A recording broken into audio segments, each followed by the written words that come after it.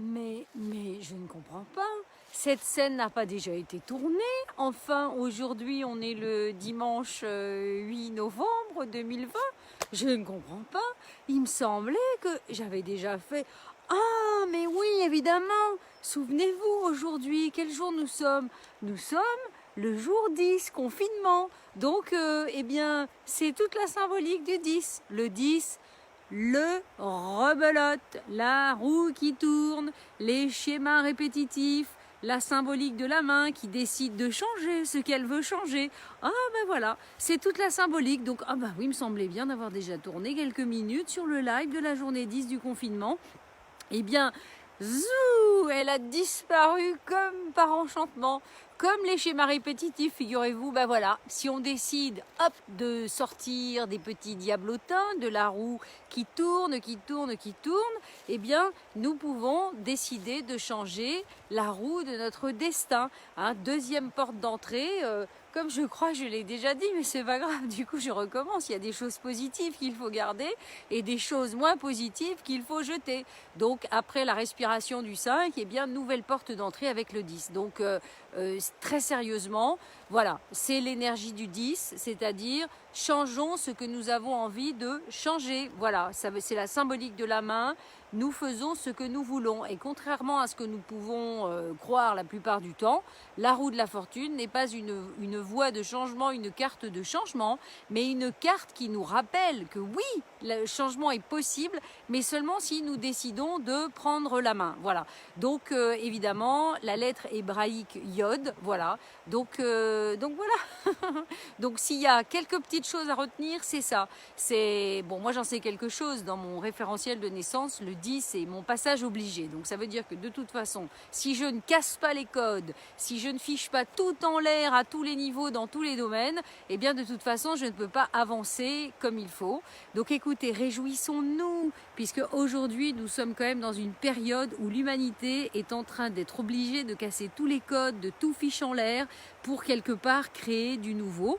On n'a pas le choix, voilà, c'est comme ça. Sinon, on reste dans tous nos bazars et voilà, et il peut rien se passer. Hein. Donc voilà. Alors pour ceux qui ont vu une première édition, qui a disparu dans la nature, voilà une deuxième édition. J'ai envie de rajouter, ne perdez pas de vue la leçon des 9 premiers jours, des 9 premières années, quoi qu'il arrive, on est dans des cycles de 9 ans, des 9 premiers mois, des 9, tout ce que vous voulez. Voilà, pour utiliser consciemment votre main, la main du pouvoir sur le changement et le numéro 10. Et puis voilà, parce que demain, c'est quand même le jour 11 qui est au cœur du système, puisque quand même le chemin fait 22, il y a 22 étapes quelque part, et donc 11 est vraiment au cœur du système, vous le savez bien. Donc on en reparlera demain, mais en attendant, voilà, décidez de changer ce que vous avez envie de changer. Là, moi, en quelques minutes, depuis tout à l'heure, j'ai changé beaucoup de choses.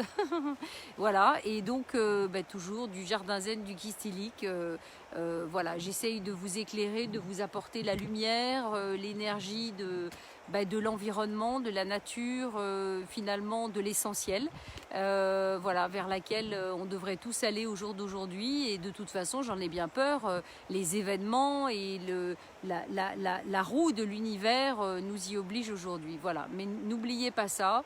Ce pouvoir en fait que nous avons de décider de changer. Voilà, nous avons souvent trop peur de... moi quand j'entends souvent, j'ai envie de parler parce que c'est souvent le 6, hein, le choix, l'engagement, mais j'ai envie de rappeler cette notion du choix, c'est-à-dire que nous avons toujours le choix.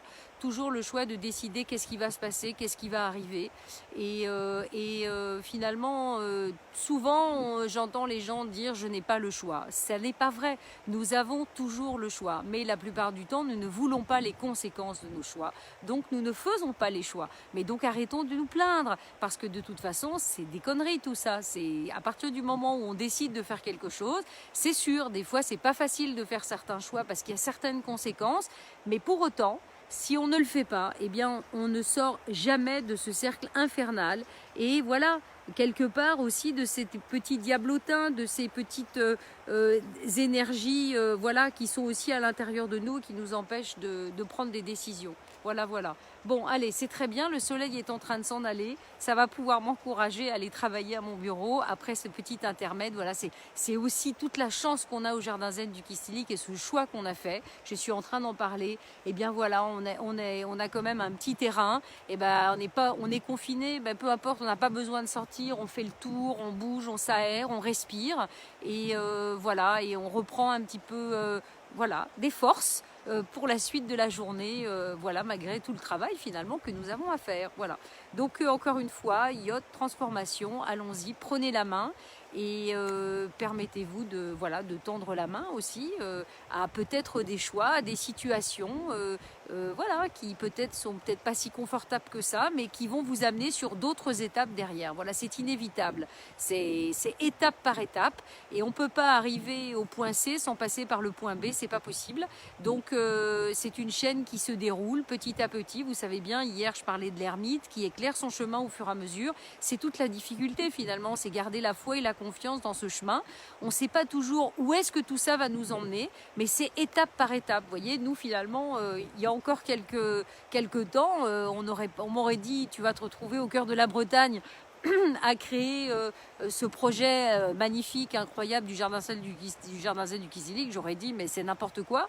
Et au fond, c'est chaque étape que nous avons suivie qui a fait que on a pu à un moment donné se donner le choix, voilà, de transformer et d'arriver à ça. Et c'est ça qui est important à comprendre, c'est que ce qu'il faut, c'est faire les premiers choix essentiels qui nous permettent de tourner cette fameuse roue. Et tout ça va nous emmener dans de toute façon un chemin essentiel qui va nous emmener peut-être sur un objectif qui va nous parler peut-être, on va dire un objectif, on va dire quelque chose dans lequel on va arriver et qui va faire que de toute façon ça va nous apporter tout ce dont nous avons besoin. Puisque la plupart du temps, on a du mal à casser les codes parce que comme je le disais tout à l'heure, on a peur des conséquences et on a peur finalement de ce que l'on va perdre. Voilà. Alors il y a un moment donné, écoutez, comme on dit, pour gagner, pour savoir gagner, enfin pour gagner, il faut savoir perdre certaines choses. Et finalement, c'est très juste, c'est magnifique parce que c'est exactement comme ça que ça se passe des fois. Voilà, et on perd des choses, on croit qu'on perd des choses, mais en fait on ne perd rien ou on perd des choses qui de toute façon ne sont plus essentielles pour gagner d'autres choses essentielles. Voilà, et c'est tout ce cheminement finalement initiatique et spirituel qui est absolument fondamental. Et c'est toute l'histoire de la roue. C'est toute l'histoire de la roue. Voilà. Donc là-dessus, je pense qu'il n'y aura pas d'autres changements. Il n'y aura pas d'autres lives. Et je vous souhaite, écoutez, évidemment, un très bon dimanche. Et je vous dis à demain. Voilà. Allez, salut.